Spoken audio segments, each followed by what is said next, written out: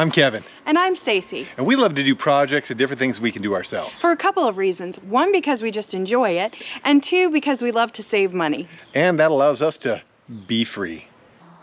So today I'm working on the rescue wagon. If you're not familiar with the rescue wagon, it is our 5x8 custom cargo trailer with air conditioner that we've set up as a camper to pull with our Jeep. We've done a lot of different modifications to it. We've put a generator on the front. We've put, most recently, an additional gas can on the back, spare tire holder, propane tanks on front and rear.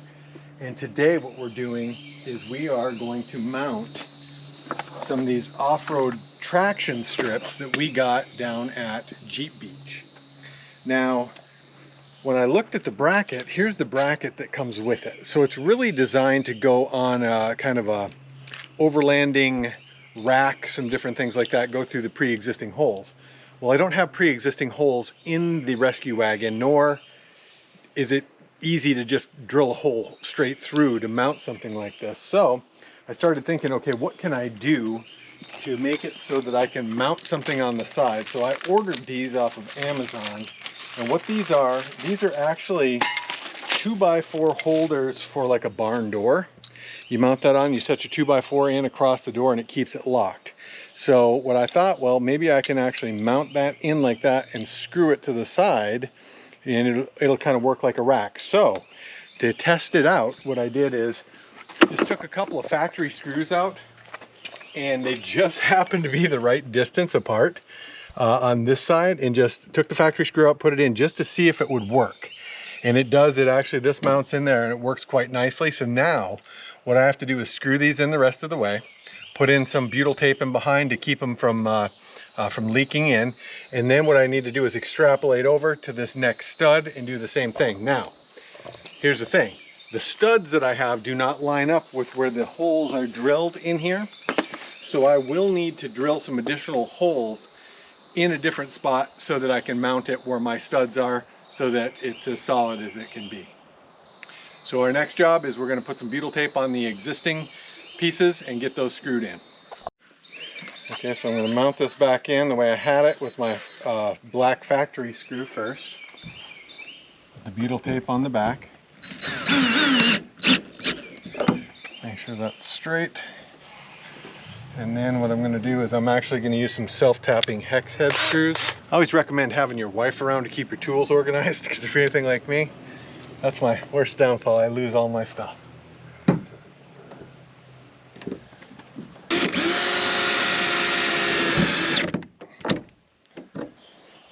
What I did is I removed the factory screws and just tested these to see if they were relatively straight.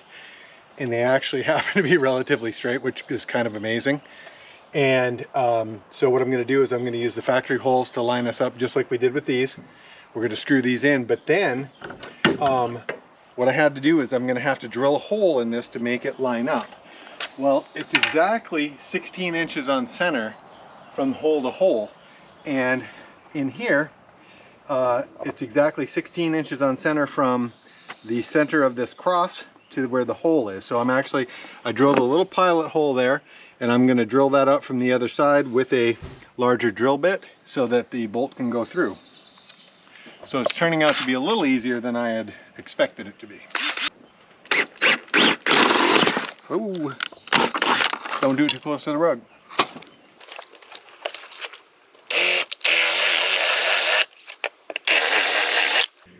On the back where I drilled the hole, there's still pieces of this cross there. So what I'm going to do is I'm just going to take the razor blade and just kind of trim those off on both sides so that that won't be in the way of the bolt. So now that I've got the holes drilled in the one, I'm just going to line these two up together. I put the bolts in the holes to make sure it holds it in place, and I'm just going to drill straight through and make sure I'm still lined up. And then I'm going to do the same thing. I'm going to remove the little tags off the back here. Put butyl tape in behind these, or as I like to call it, the roll of goo, to make sure they're sealed. Now I'm going to screw them in the rest of the way into the studs, again using a 1-inch number 10 self-tapping sheet metal screw. Once you screw things in, whenever you use the roll of goo or butyl tape. It's easy to get off with a plastic disposable butter knife. Basically, I just kind of take it down the edge, just kind of so it's off, and then it just comes off around the outer edges. So real easy, but doesn't scratch anything. Takes it off easy. One thing too, I don't know, I keep talking about butyl tape, but I haven't showed it to you. I call it the roll of goo. You can get it at any camper store. It just peels off the roll like this. It's basically kind of like clay. And what it does, it seals stuff up. So you put it on, you can push it on, and then peel off this layer. And it just creates a nice adhesive and watertight seal between things. I'm putting in the bolts for the brackets now. And I'm using a nut, a washer, and a washer, and then a nut. Screwing those in, trying to get it lined up so that I can feel it just coming through, and I'm going to have to use a wrench on this one because it is stiff. I try to screw it into the nut until I feel it just flush with the top of the nut, and then what I'll do is I'll get a set of box wrenches and tighten it down completely. So that way they're all sticking out about the same distance when we do the mounting. I'm tightening the last bolt with a box wrench and a little ratchety box wrench. They're making sure they're good and snug. And then the moment of truth is going to be, try to fit the first one on. Try to line those holes up. And all right, there's the first one. Let's try the second one.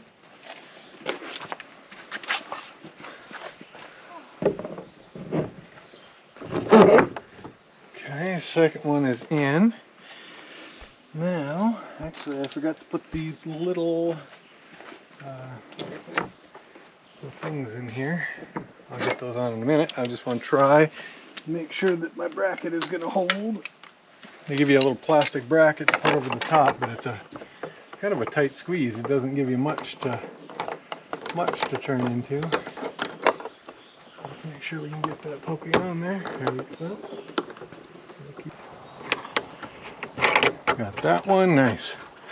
So actually, you probably don't even need those little plastic things in there, but I'm going to put them back in anyway. So these come in handy when you're in places, sand and whatnot, especially when you're pulling the camper. If you kind of get bogged down in really thick sand, that can help you get out.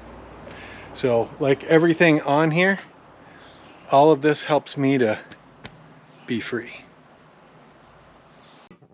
Thank you for watching, and if you like this video, please don't forget to subscribe and give us a like. You can also follow us on Instagram at BeFreeBensonDIY and check out our adventures on our YouTube channel, Be Free Benson Adventure.